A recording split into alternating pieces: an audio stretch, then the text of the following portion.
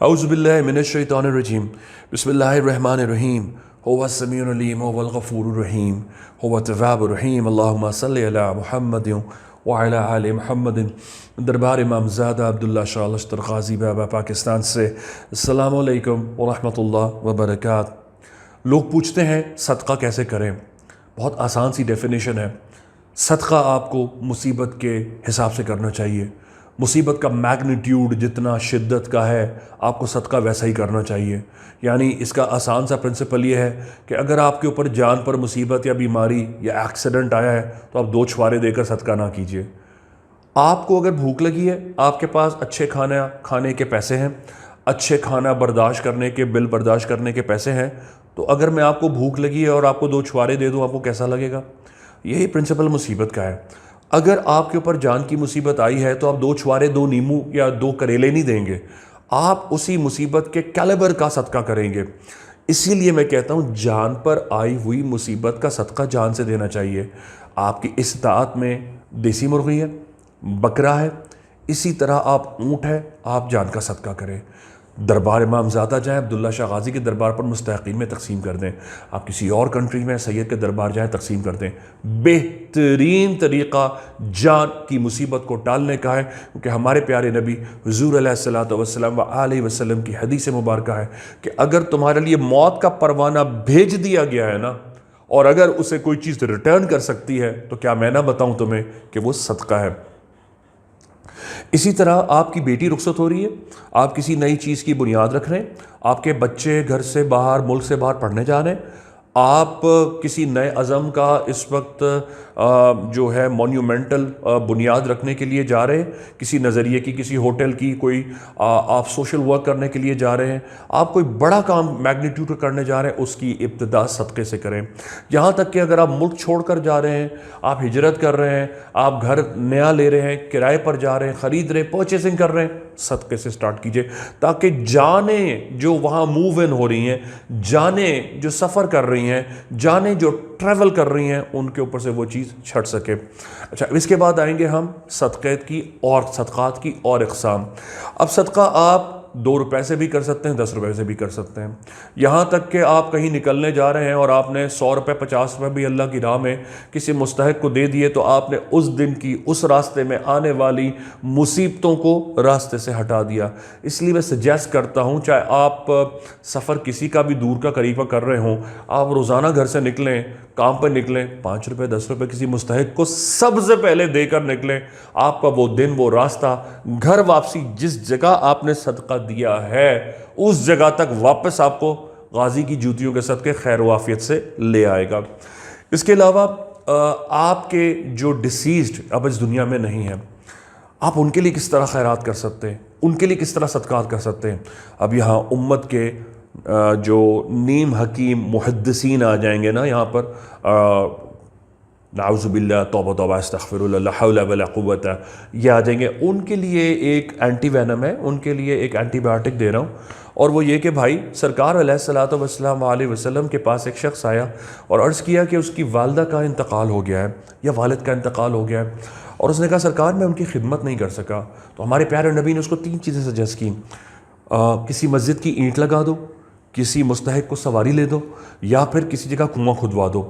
جب تک لوگ وہاں سے پانی پیتے رہیں گے، پانی لیتے رہیں گے، وہاں لوگ نماز پڑھتے رہیں گے، وہ سواری سے مزدوری حاصل کرتا رہے گا، تیری ماں اور تیرے باپ کو اس کا صدقہ پہنچتا رہے گا، اس کا احسان پہنچتا رہے گا۔ اتنا آسان پرنسپل ہے، لیکن ہم کرتے کیا ہیں؟ ہم اپنی نیگلیجنس میں فوراً نیم عالم بننا شروع ہو جاتے ہیں۔ اچھا، اب آپ کے والدین، پیرنٹس، آپ کے بلاوڈ اس دنیا میں اگر نہیں ہیں، یہ جج کیجئے، یہ کیلکولیٹ کیجئے ان کو کیا پسند تھا۔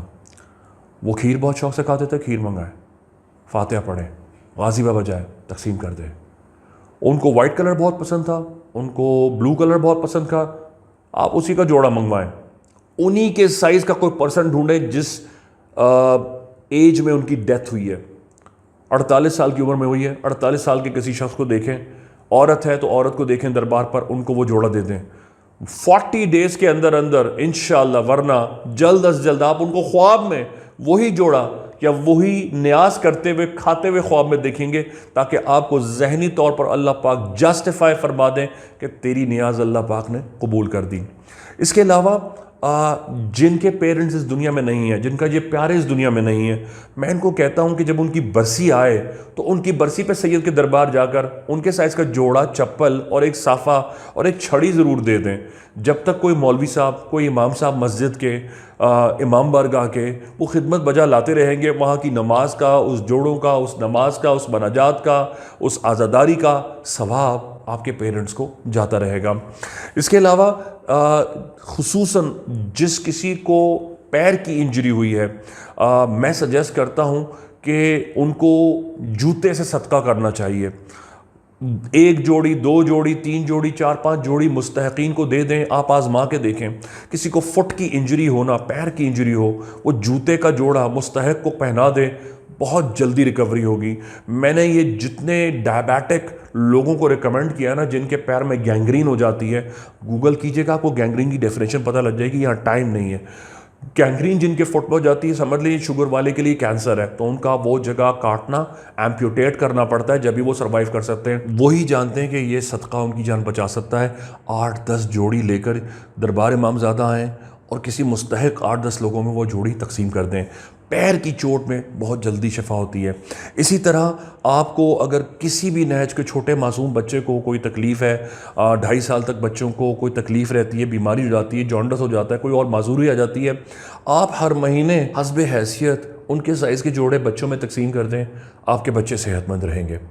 صدقہ جان کے حساب سے ہونا چاہیے۔ اب اگر کسی کو جان کا صدقہ کرنے کی استطاعت حیثیت نہیں ہے، میں دربار میں بھی پیشنٹس کو بتاتا ہوں، 1 جوڑی جنگلی کبوتر لیں، آپ زندگی کے کسی شہر میں سید کے دربار جائیں، آزاد کر دیں۔ آپ کے ہر مریض کا جان کا صدقہ ہر مہینے 1 جوڑی جنگلی کبوتر سید کے دربار رہے گا، ان کے حق میں خیر اور برکت کی اور صحت یابی کی دعا جاری رہے گی۔ آپ کا مریض صحت یاب ہو جائے تو اسی در پر جا کر شکرانے کی فاتحہ مٹھائی تقسیم کر دیں، اتنا آسان ہے۔ صدقات، خیرات فریکوینٹلی، کنسسٹنٹلی، مسلسل جو لوگ کرتے رہتے ہیں ان کی زندگی کے مصائب آسان ہوتے ہیں۔ دیکھیے اللہ پاک نے جنت سے ہمیں اتارا ہے، ہم جنت میں نہیں ہیں۔ اس دنیا میں ہم اگر اپنے مصائب کو آسان کرنا چاہتے ہیں تو اس کا بہترین راستہ نیک صالح اعمال کے بعد صدقات ہے۔ کہ اللہ پاک امام زمانہ کا ظہور فرمائے۔ بحق غازی یا غازی۔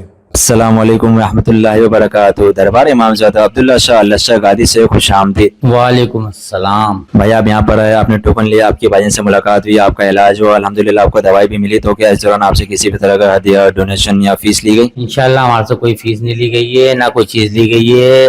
میں تو آج پہلی دفعہ آیا ہوں۔ ماشاءاللہ والدہ میری 12 سال سے یہاں آ رہی ہیں، اور 12 سال سے کم 15 دفعہ میں والدہ کے ساتھ آ چکا ہوں، بائک پہ، کبھی کار میں، کبھی کسی چیز پہ۔ ماشاءاللہ ہر چیز میں پورے ہیں۔ دوسری بات یہ کھانے پینے کا ہر چیز کا انتظام کرا جاتا ہے۔ کینسر کے مریضوں کو پہلے دیکھا جاتا ہے، ڈائلسس کے مریضوں کو پہلے دیکھا جاتا ہے، اس لیے وہ بیٹھ نہیں سکتے یا پریشانی کے باعث بنتے ہیں، اس لیے ان کو پہلے دیکھا جاتا ہے۔ یہ آج میں نے اپنی آنکھوں سے دیکھ لیا ہے، اور لہٰذا یہ مجھے بھی کسی نے کہا تھا کہ وہاں چلے جائیں عبداللہ شاہ غازی بھائی جان کے پاس، 1 رات کی پریشانی ہوگی، اللہ نے چاہو اس کے بعد دوبارہ جانے کی، دوائی لینے کی کوئی پریشانی نہیں ہے۔ 10-15-20 منٹ لگتے ہیں، باہر سے آؤ، فائل دو، آپ اپنی دوائی لو، انشاءاللہ چلے جائیں۔ اور یہ غازی بابا کے صدقے اور ان کے پانی کے صدقے میں انشاءاللہ سارے کام اللہ یہاں سے بھائی جان کے پاس سے کرا رہا ہے۔ کو پتا ہے کہ حال میں دربار پہ بھائی جان کی حاضری پہ پابندی لگا دی گئی ہے، تو اس حوالے سے آپ کیا کہنا چاہیں گے؟ میں یہ کہنا چاہوں گا سر، یہاں تو ہندو بھی، عیسائی، کرسچن، دنیا کے ہر قوم کا شخص آ رہا ہے، اس میں تو کسی کو منع ہی نہیں کرا جا سکتا۔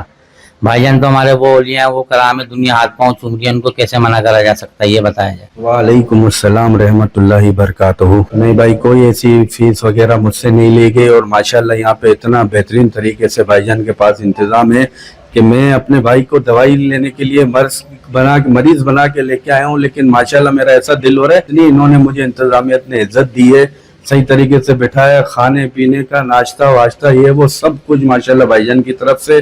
مجھے تو اتنا مزہ آ رہا ہے کہ گھر پہ جانے کا دل نہیں ہو رہا۔ ماشاءاللہ بھائی جان کو اللہ زندگی دے، ترقی دے، اور انشاءاللہ آپ بھی جو ہے نا، جو سننے والے ہیں، ماشاءاللہ بھائی جان کے پاس آئیں، ہر چیز کا علاج ہے، آپ کو اتنا مزہ آ جائے گا کہ بس آپ کو میں کیا بتاؤں۔ پابندی کس وجہ سے لگا دی گئی بھائی؟ یہاں تو ہر قوم کا بندہ، ہر انسان ہے، عبداللہ شاہ غازی بابا ہے وہاں، یہاں تو کسی کی پابندی کا کوئی جواز ہی نہیں بنتا۔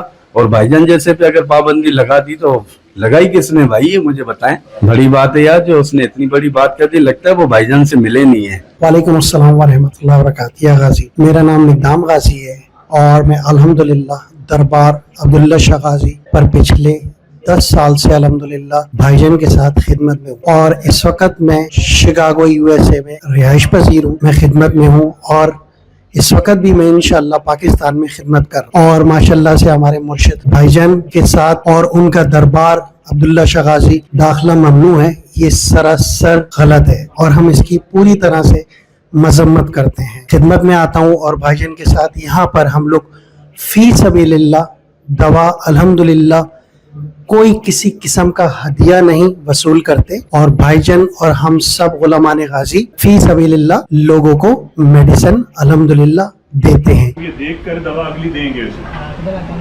हाँ, इतना तो कर लेंगे शहजादे भैया। आज आपको मुंतहा को 4 महीने की दवा दे रहे हैं। 4 महीने की दवा कैसे लेनी है? इनको बोला हुआ है ना, ज्यादा मिकदार में पानी नहीं लेना। सरकार के जरा डायलिसिस बेहतर होता है फिर होगा। गाजी बाबा के चश्मे का पानी लो, 1 चम्मच पानी में गाजी बाबा की दवा के 10 कतरे डलेंगे।